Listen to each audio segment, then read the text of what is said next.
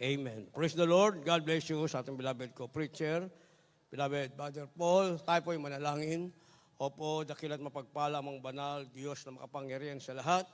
Aming pinakamamahal na Panginoong Yesus, Diyos na banayad sa pagkagalit sa ganas sa kahabagan, sa pangunang panalangin po ng aming beloved Double Evangelist Wilde Almeida, End Time Prophet, Lord God, maraming salamat po sa paglangis mo sa bawat bahagi na yung balagawain na tapos na tigit, sa pagkilos mo mainam sa aming kalagitnaan sa iyong Santong Espiritu, nagbigay galak sa aming mga puso at bagong lahat. Kami po'y nagpakumbaba, lalo abang lingkod sa aming punagawang pagkukulang, pagkakamali, pagkasala, kabagan mo kami patawarin, lubos-labis po kami nagsisi, at sa aking mga labi, Lord God, ikaw po maglagay, makataga, dapat kong bigkasin, ikaw aking inaasahan, buksang pong pangunawa, kaisipan ng bawat napakinig at patuloy mo kaming samahan ng iyong kapangyarihan sa pangalan ni Jesus, unbelief and doubt, Satan cast out, be bound unto hell, and be there forever in the name of our dearest Jesus, I pray.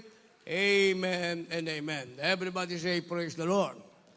Una tigit sa lahat, ang pinakamataas na pagpupurit, pasalamat, kawalatian at kadakilaan ay tangi lamang sa ating Diyos na buhay at makapangyarihan, walang iba sa ating pinakamamahal na Jesucristo. At ako po'y nagpaabot ng dobling paggalang sa ating pong beloved na Evangelist Wilde Almeida, the end time prophet of our loving God, at patuloy pong ating pag-alala kailanman, hindi natin malilimutan ang mga aral at turo na iniwan, ating beloved Albastan Pastor, our beloved Mama Dear, at ako po'y nagpaabot ng paggalang, pagbati sa mga beloved children, ating beloved brothers in the Lord. Magandang hapon po sa inyo lahat, sa ating pinagpalang mga baguhan, sa lahat po ng ating viewers, sa ating pong live webcast. Ating tatalakayin, pamagatan po nating a spiritual journey. A spiritual journey sa Tagalog, isang spiritual na paglalakbay. Basahin po natin ang ating teksto. Kindly po sa ating mga beloved Bible readers.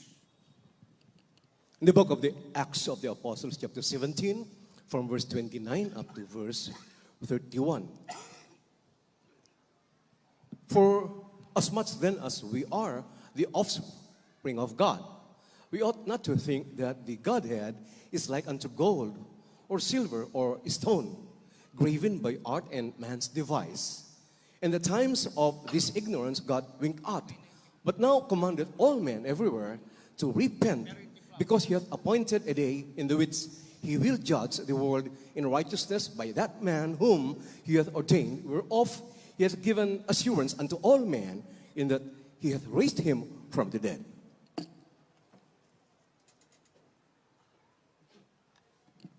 Ito po sa mga gawa, kabanatang 17, talatang 29 hanggang 31.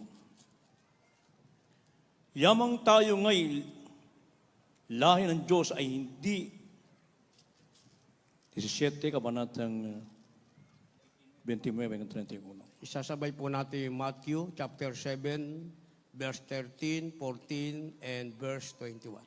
Yamang tayo ngay lahi ng Diyos ay hindi marapat nating isipin ng pagka-Diyos ay katulad ng ginto o ng pilak o ng bato na inukit ng kabihisnan at katalino ng tao. Ang mga panahon ng kahangalan ay pinalipas na nga ng Diyos. Tatapos ngayon pinag-uutos niya sa mga tao na magsisi ng lahat sa lahat ng dakop. Sapagkat siya'y nagtakda ng isang araw na kanyang ipaghuhukom sa sanlibutan ayon sa katwiran sa pamamagitan ng lalaking kanyang itinalaga, na ito'y pinatunayan niya sa lahat ng mga tao nang siya'y buhayin niyang maguli sa mga patay. Amen. Gospel, Matthew chapter 7 from verse 13 and the following, the succeeding verses. Verse 13 of chapter 7. Enter ye in at the straight gate, for wide is the gate, and broad is the way that leadeth to destruction, and many there be which go in thereat, because straight is the gate, and narrow is the way which leadeth unto life, and few there be that findeth it. Verse 21. Verse 21. Not everyone that saith unto me, Lord, Lord, shall enter into the kingdom of heaven, but he that doeth the will of my Father which is in heaven. God bless you po. Dito po sa Mateo Kapitulo 7, versikulo 13, 14, talon sa 21. Kayo magsipasok sa makipot na pintuan, sapagkat walog ang pintuan at malapad ang daan patungo sa pagkapahamak, at marami ang dooy nagsisipasok. Sapagkat makipot ang pintuan at makitid ang daan patungo sa buhay, at kakaunti ang nakakasumpong noon. Dito po sa 21. Hindi ang bawat nagsasabi sa akin, Panginoon, Panginoon, ay papasok sa karya ng langit, kundi ang gumaganap ng kaluban ng aking Ama na nasa langit. Palakpakan po natin ng isang malakas na palakpak ang ating Panginoon. Sabay-sabay po tayong pamalakpak ng may gala. Ang lahat ay magsabi ng malakas na praise the Lord. A spiritual journey o isang spiritual na paglalakbay. Tayo po mga minamahal ay nasa tinatawag na paglalakbay. At sa ating paglalakbay, mga minamahal, hindi makipot o hindi maluwag ang daan, bagkus makipot ang daan, at hindi rosas ang ating lalakaran, bagkus mga minamahal, sasabihin tayo ay naging matagumpay kung malampasan natin, mga minamahal, lahat ng tinatawag na blockage sa ating spiritual na paglalakbay. Kaya sabi ng verse 29 sa Acts chapter 17 na ating nabasa, tayo daw ay mga lahi ng Diyos. Pinagpala tayong napabilang tayo sa tamang congregation bilang sinasabing lahi ng Diyos. Ang sabi, hindi marapat na isipin ng pagka-Diyos ay katulad ng ginto o pilak o bato na ikinukit ng kabirasnam at katalinuhan ng tao. Hindi daw dapat ganun ang ating pag-iisip, mga minamahal. Maging sa ating mga pinagpalang baguhan na ngayon ay narito. Sapagkat sa ating paglalakbay, ang ating kasama ay ang Diyos na makapangyarihan. Sinasabi ng banal na kasulatan, ang Diyos ay Espiritu at ang Espiritu ay nanahan sa ating mga puso. Sabi ng banal na kasulatan, ito daw ating body. Sabi, your body is a temple of the living God, and the Spirit of God dwelleth in you. Nakatira sa iyo ang Espiritu ng Diyos. Kaya sa iyong paglalakbay, ang tangi mong kasama ay ang makapangyarihang Diyos, ang kanyang Espiritong nanahan sa puso mo. Kaya ang sabi ng verse 30, ang mga panahon ng kahangalan ay pinalipas na ng Diyos. Yun daw ating panahon ng kahangalan. Yung ating pagiging stubborn, transgressor sa salita at utos ng ating mahal na Panginoon. Sabi ng ating nabasa, pinalipas na ito ng ating mahal na Panginoon. Ang ibig sabihin, kinalimutan niya kung ano ang kasalanan natin noon. Ang tinitignan niya, ang ginagawa natin ngayon sa kanyang harapan bilang lahing pinagpala ng ating pinakamamahal na Panginoong Jesucristo. Kaya ang sabi ng verse 31, sapagkat siya'y nagtakda ng isang araw ng kanyang paghukom sa sanlibutan. Ayaw sa gusto ng tao, mga minamahal, merong tinatawag na judgment. And the judgment time will come, whether we like it or we don't like it. Darating at darating ang sinasabing judgment time, mga minamahal. At sa ating paglalakbay, mga minamahal, kinakailang espiritual ang ating paglalakbay. Ang ibig sabihin, espiritual na paglalakbay ay matagpuan tayong nananatiling isang lahi. Pinagpala ng Diyos, hindi lahi ng masama, mga minamahal, o hindi lahing humiwalay sa Diyos, o hindi lahi tumalikod sa paglilingkod sa Diyos, kundi lahing pinagpala ng ating pinakamamahal na Panginoong Jesucristo. Dahil ayaw sa gusto ng tao, darating at darating ang tinatawag na paghuhukom. At kung ano ang ginawa ng tao sa sanlibutan, yun ang iyahatol ng mahal na Panginoon sa Kanya. Kaya sabi ng banal na kasulatan sa ating paglalakbay, hindi malawak ang daan, mga minamahal. Sa ating nabasa, Matthew chapter 7, verse 13, kayo magsipasok sa makipot na pintuan, sapagkat maluwang ang pintuan at malapad ang daang patungo sa pagkapahamak at marami ang doon ay nagsisipasok. Sa ating palang espiritual na paglalakbay, mga minamahal, merong maluwang at malawak na lakaran. Masikip na pintuan at malawak na pintuan. Ang sabi, doon sa makipot, konti lamang ang pumapasok, mga minamahal. Kaya nga maraming malalakbay, mga minamahal, pero hindi lahat sila ay nagiging mananagumpay, mga minamahal. Dahil sabi ng ating nabasa sa last phrase, sa malawak na pintuan, doon maraming pumapasok. Kaya sabi ng verse 14, Sapagkat makipot ang pintuan at makitid ang daang patungo sa buhay at kakaunti ang nakakasumpong noon. Kakaunti lang pala nakakasumpong sa makipot na pintuan. Actually, nasumpungan na ng lahat. Ang problema sa nakasumpong, kaya sinabing kakaunti ang nagpapatuloy sa kanilang espiritual na paglalakbay dahil sa napakakipot na pintuan, hindi kayang makasurvive ng marami, mga minamahal. Bakit? Dahil may rules. Kung merong spiritual journey, at the same time, mga minamahal, merong tinatawag na spiritual rules. And you cannot go by yourself without spiritual rules. Pag gumawa ka ng sarili mong rules, mga minamahal, ikaw yan, sarili mo yan. Hindi spiritual ang iyong paglalakbay. Pero pag spiritual ang paglalakbay mo, mga minamahal, andun ka. Mananatili ka sa tinatawag na spiritual rules dahil yun ang kailangan para makasurvive ka at makapasok ka sa makipot na pintuan sa iyong paglalakbay. Kaya ang sabi ng verse 21, mga minamahal, hindi ang bawat nagsasabi sa akin, Panginoon, Panginoon, ay papasok sa karian ng langit, kundi ang gumagawa ng kalooban ng aking amang nasa langit. Palakpakan muna natin ang ating mahal na Panginoon. Kaya maraming tumatawag sa Panginoon, mga minamahal. Amen? Ngayon, pag hindi ka wise, kung hindi mo kilala ang Diyos, mga minamahal, at mahilig kang manood ng kung ano-anong pinanonood, mga minamahal, madadaya ka. Kahit na nakamaong, pagpatong ng kamay, biglang may sisigaw, gumaling! O, hindi ba? Minsan naka-t-shirt lang, may kwintas pang malaki. Pag pinatong yung kamay, sasabi, gumaling!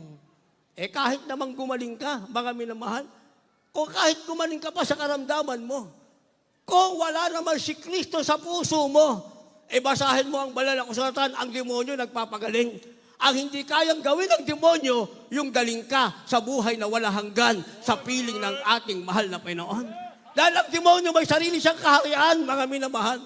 Kaya nga, gagayahin ng demonyo kung ano ang ginagawa ng makapangyarihang Diyos. Pero meron siyang isang bagay na hindi kayang gawin, ang baguhin na tao at dalin sa buhay na walang hanggan.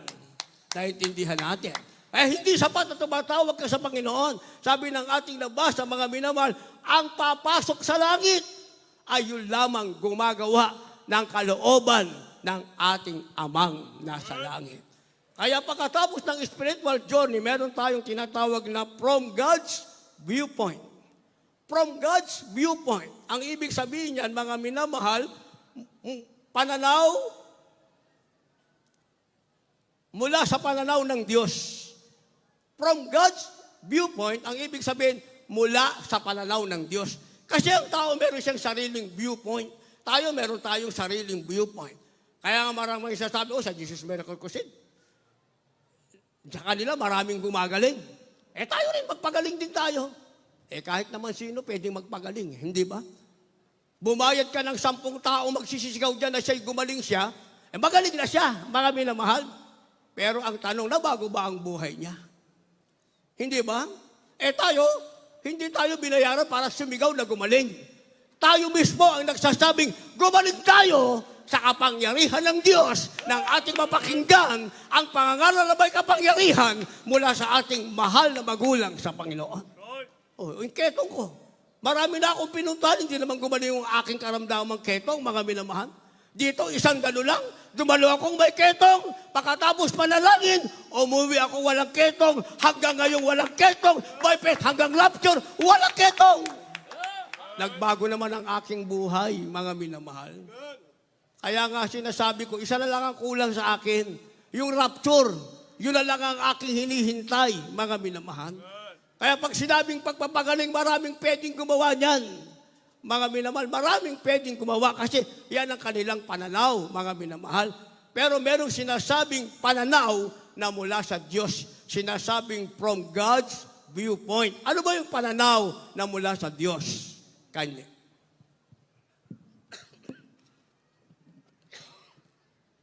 From the book of Job, chapter 24, verse 23.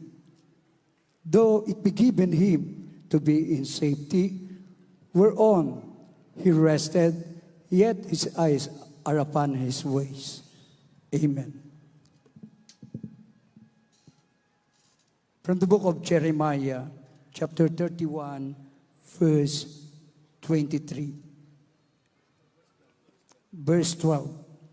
From the book of prophet Jeremiah, chapter 31, verse 12. Therefore, they shall come and sing the height of Zion, and shall flow together to goodness of the Lord, for wheat, for wine, and for oil, and for the young of flock, and of the herd, and of the soul, shall be as watered garden, and they shall not sorrow anymore at all. Amen. God bless you po. Ito po sa Hope 24:23. Pinagkakalooban sila ng Diyos na malagay sa katiwasayan at sila'y nagpapahinga roon at ang kaniyang mga mata ay nasa kanilang mga lakad. Ito po sa Jeremias 31:12. Sila'y magsisiparito at magsisiawit sa kaitaasan ng Zion at magsisihugos na magkakasama sa kabutihan ng Panginoon, sa trigo at sa alak at sa langis at sa guya ng kawan at ng bakahan.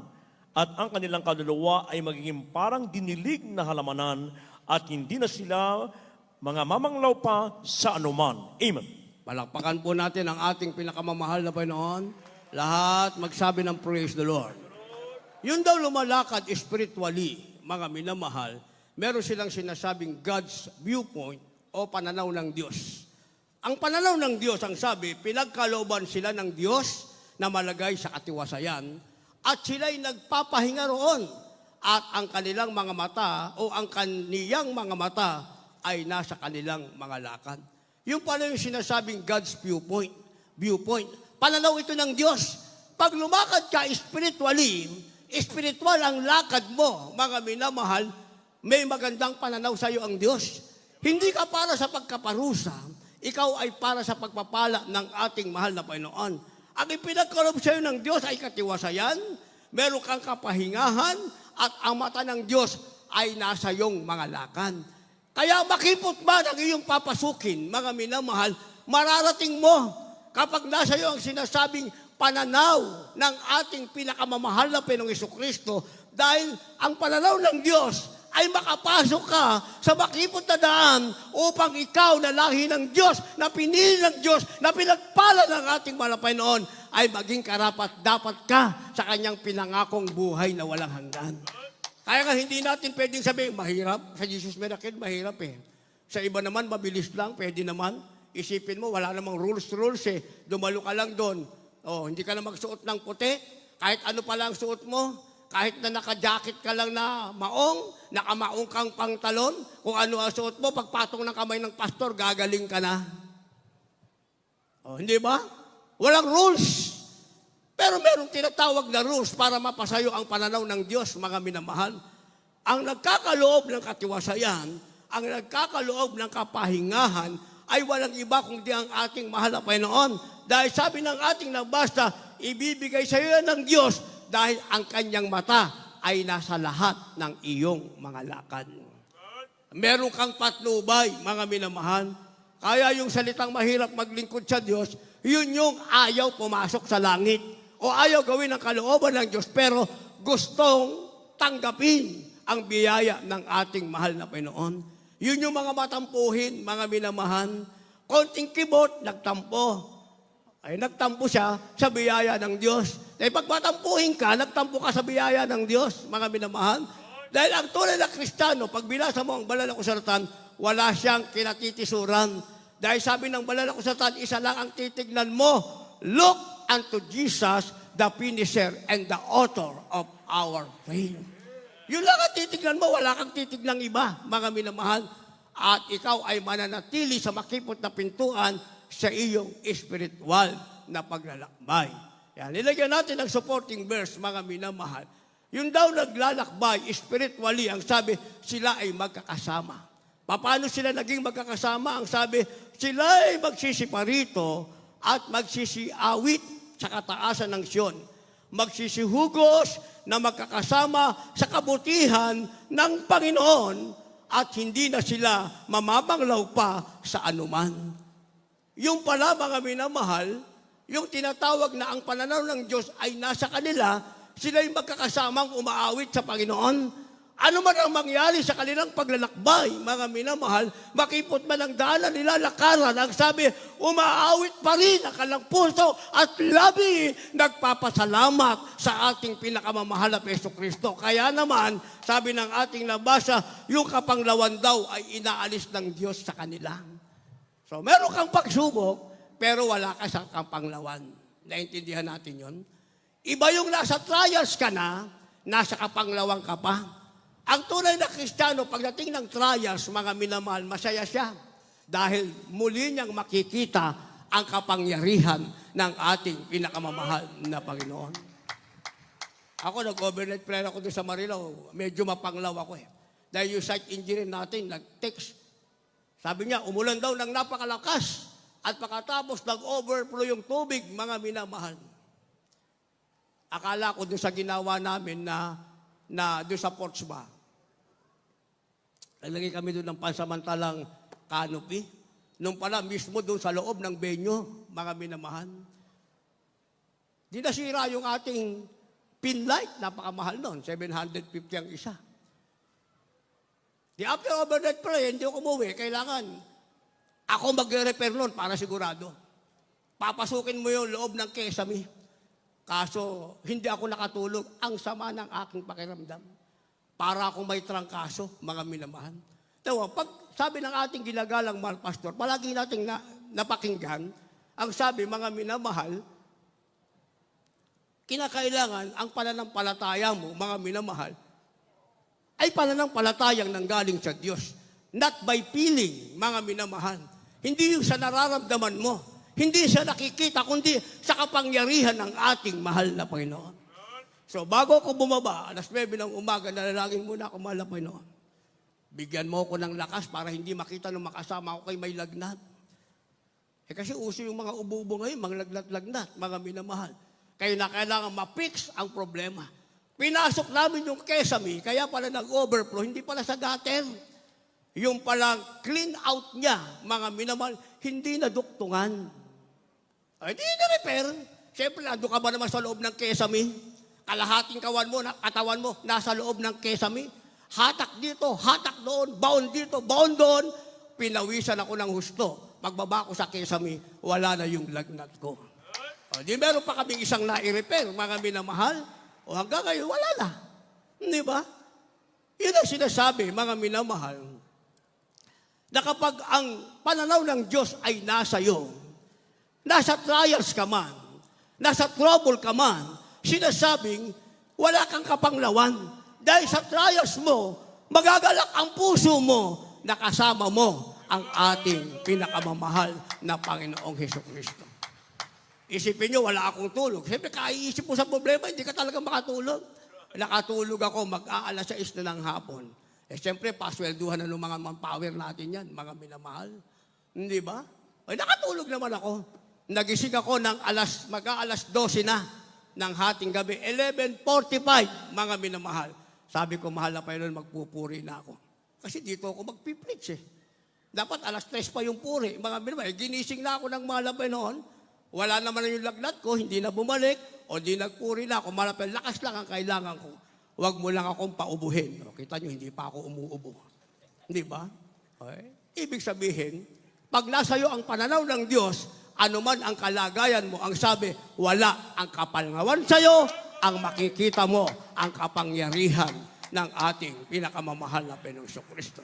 Ang sabi mga minamahal, yung lumalakad spiritually, sila ay magkakasamang nagsisihugos o maawit na may pasasalamat sa kaitaas-taasan sa ating pinakamahal na Jesucristo. Kaya ang pagpupuri natin sa Diyos, itong ating pananambahan, mga minamahal, walang pinag-uusapan.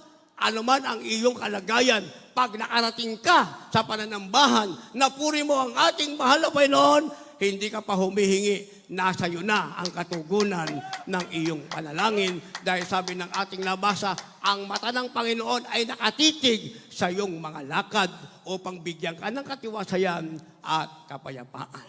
Kaya pagkatapos nito, mga minamahal, meron sinasabing refusing the easy way. Refusing the easy way, ang ibig sabihin, pagtanggi sa madali ang daan. Kasi yung mga tao, mahilig sila sa instant, mga minamahal, parang noodles. Hindi ba? Mahilig sa instant, sa madalian. Walang proseso, mga minamahal. Dahil walang proseso, walang maayos na progress. Hindi naging maayos, mga minamahal, ang proseso, walang proseso, walang progress. Kaya ang sabi, pagtanggi sa madali ang daan. Anong ibig sabihin nito? Refusing the easy way. Basahin po natin. Kindly. The book of Proverbs, chapter 14, verse 12. There is a way which seemeth right unto a man, but the end thereof are the ways of death. The book of Daniel, chapter 1, verse 12. Prove thy servants, I beseech thee, 10 days, and let them give us pulse to eat and water to drink. Verse 15. And at the end of 10 days, their countenances appeared fairer and fatter in flesh than all the children which did eat the portion of the king's meat.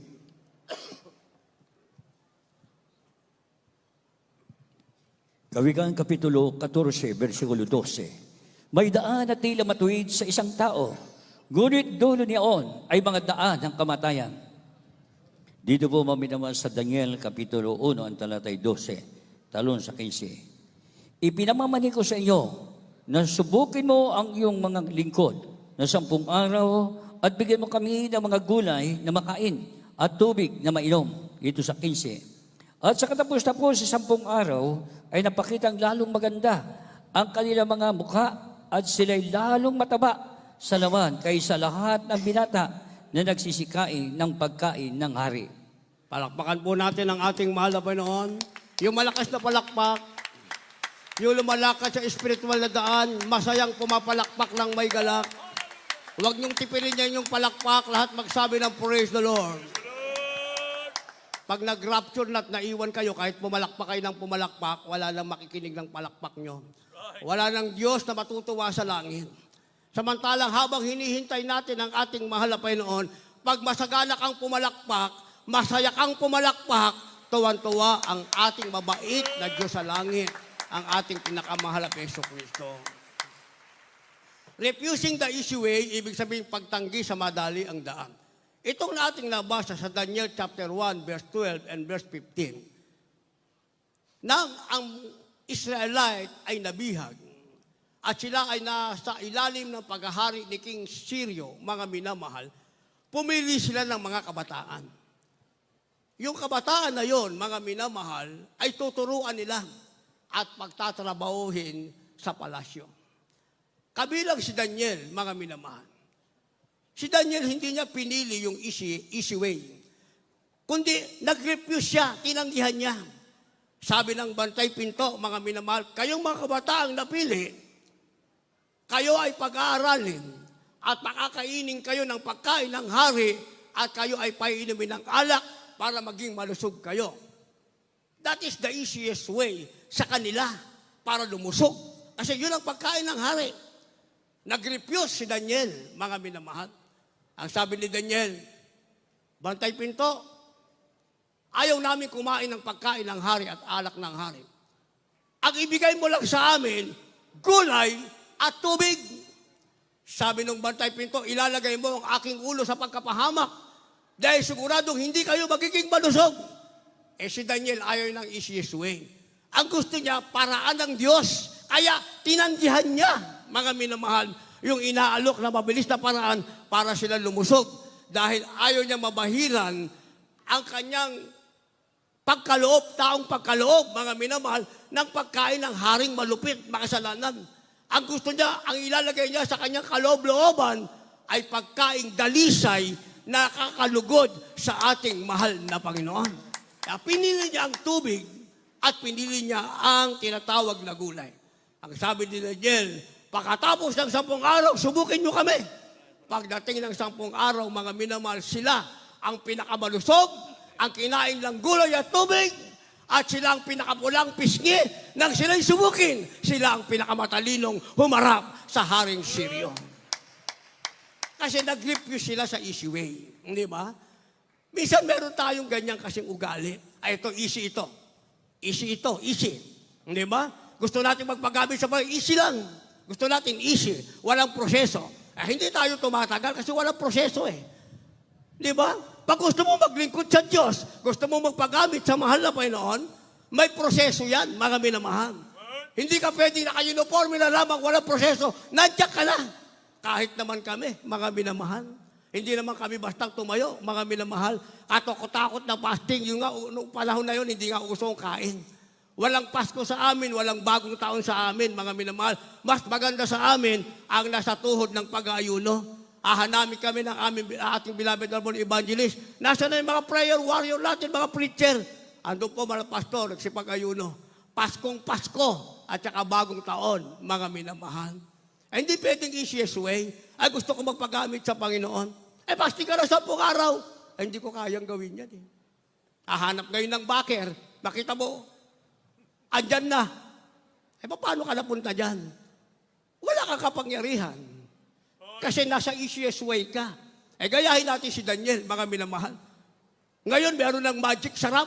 Panahon ni Daniel, walang magic sarap. Siguro yung gulay, nilaga lang. Walang mineral water. Siguro yung tubig na Daniel, kinuha lang sa balon. Pero sabi ng banal na kasulatan, dahil nag-refuse siya, tumanggi siya sa easiest way, sila ang kabataang pinagpala ng ating mahal na Panginoon. Sa araw ng linggo, mga minamahal. Amen? Sa araw ng linggo, yan sinasabing, ang mga Kristiyano ay magmamarcha. Luzon, Visayas, Mindanao, at galing sa ibang bansa, sabay-sabay tayong magmamarcha.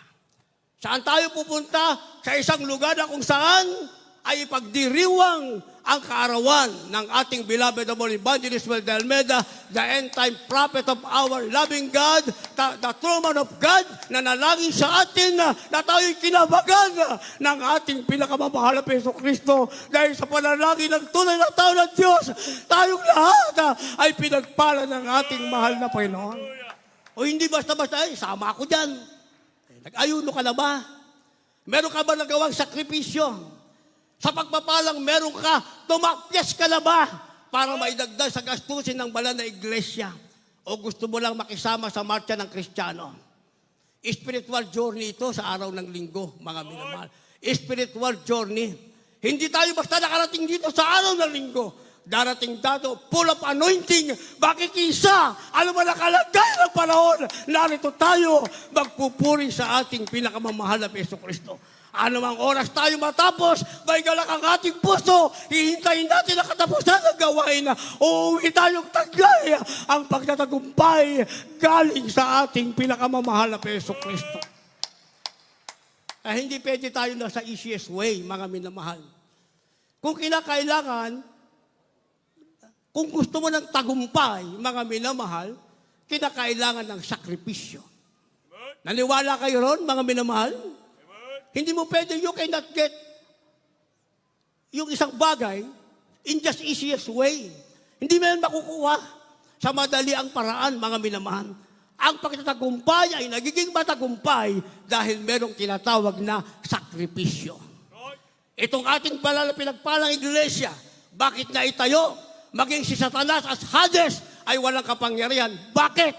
Dahil ang ating mahal na magulang sa Panginoon ay dumaan sa proseso ng pagsasakripisyo. Sakripisyong hindi kayang tumbasan. Sakripisyo kung pag-uusapan lamang, papatakang yung luha. Kung i-imaginein mo, mga minamahal, sa ating sarili, hindi natin kaya. Pero nagawa ng ating mahal na magulang sa Panginoon. Kaya paulit-ulit nating sinasabi sa kanilang mga sakripisyo, tayo ang lubos na pinagpala ng ating pinakamamahal na Panginoon. Kaya sa araw ng linggo, pupunta tayo rito hindi dahil para makadalo lamang, mga minamahal. Meron tayong sakripisyo.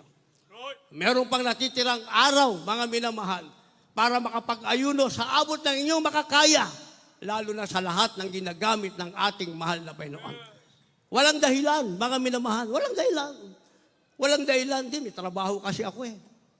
Hindi kasi, second month ko na ngayon eh. Maraming dahilan eh. Kung sa linggo na mag-rapture, ano pa dadahilan mo? Kung sa linggo na mag-rapture, may dahilan ka pa ba? Yung bang trabaho mo, idadahilan mo pa?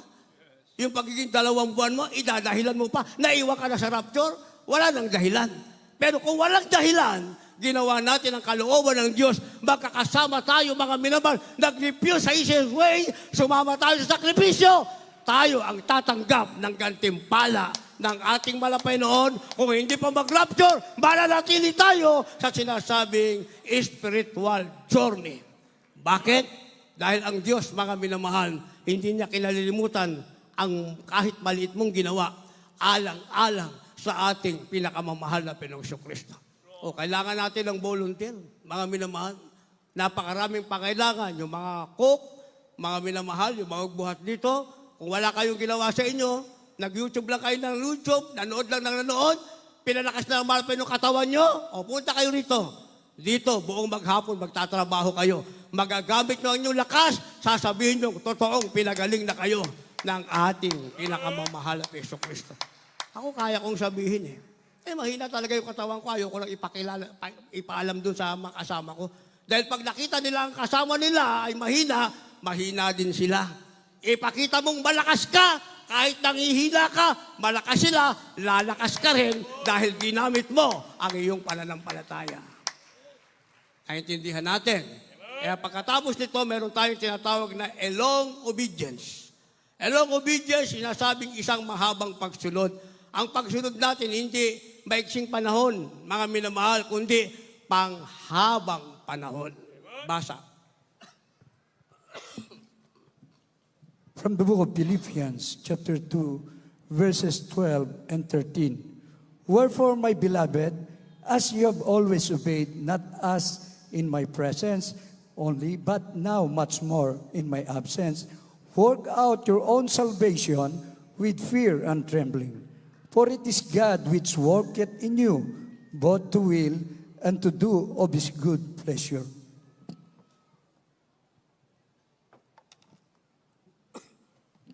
Ito po sa Pilipos, kabanatang 2, talatang 12 at 13.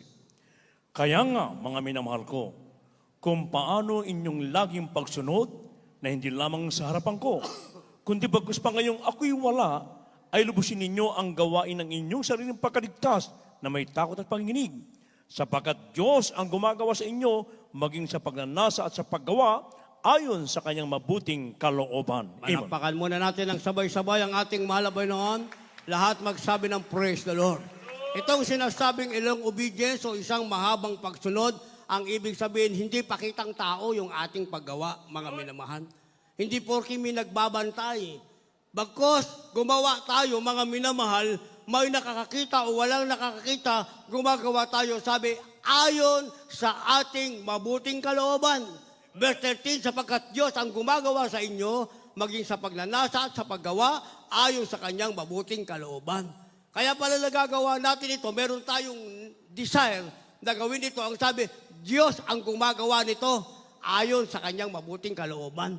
Diyos ang nagsasabi sa iyong, anak, kumilos ka, gawin mo ito, makibahagi ka, gawin mo yan. May nakakakita o walang nakakakita, ang mahalaga, ginagawa mo yan sa kalulhatian ng ating mahal na Panginoon. Hindi natin sasabihin, tapos na ako dyan. Noon pa yan, noon pa, hanggang doon lang ang paglilingkod mo sa Diyos. Ang sabi, what we need is a long obedience o sinasabing isang mahabang pagsunod. Ang pagsunod, hindi yan natatapos. Hanggat may ginagawa, kagaya na ating mahal na magulang sa Panginoon, habang ang salita ng Diyos ay salita ng Diyos, ang pagsunod ng ating mahal na magulang sa Panginoon, walang hanggang sa pagbabalik ng ating mahal na Panginoon. Hindi yung pag naisipan nating magpahinga, pahinga na tayo. Pahinga din ang tinatawag na biyaya ng Diyos para sa iyo.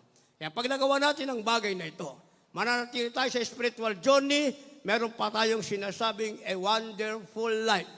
Ibig sabihin, isang kahanga-hangang buhay. Dito tayo magwawakas sa isang kahanga-hangang buhay. Last verse, maganda po ating manugtog, mga magbawi.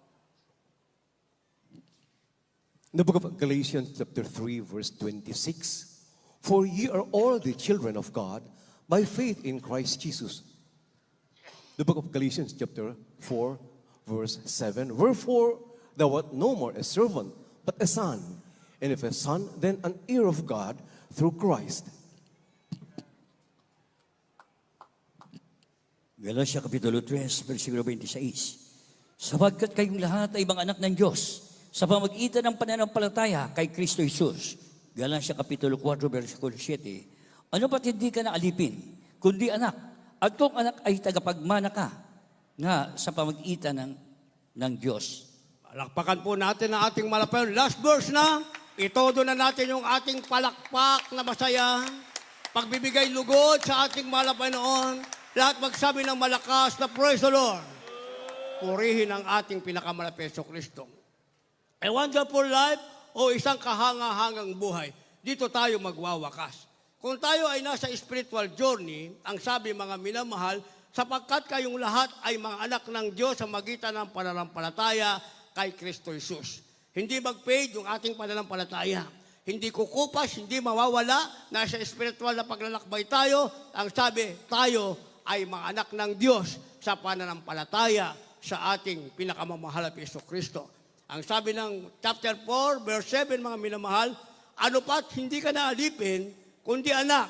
Kung anak ay tagapagmana ka nga sa pamamagitan ng Diyos. So hindi na tayo alipin ng kasalanan ng salibutan. Sabi, tayo'y anak. At kung tayo anak ng Diyos, tagapagmana tayo ng Diyos. Ang ating mamanahin ay buhay na walang hanggan. Habang hinihintay natin yan, tayo mananatili sa ating spiritual journey. Tayong lahat ay tumayo. Meron kayong dalang baguhan. Nasa left and right wings, nasa ilalim, nasa magarahe natin. Hihintayin natin sila habang tayo umahawin. Dalhin nyo sila sa harapan.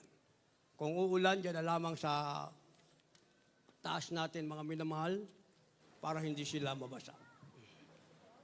Hallelujah. Tayo po umawin, awitin natin ang awiting may kagaya.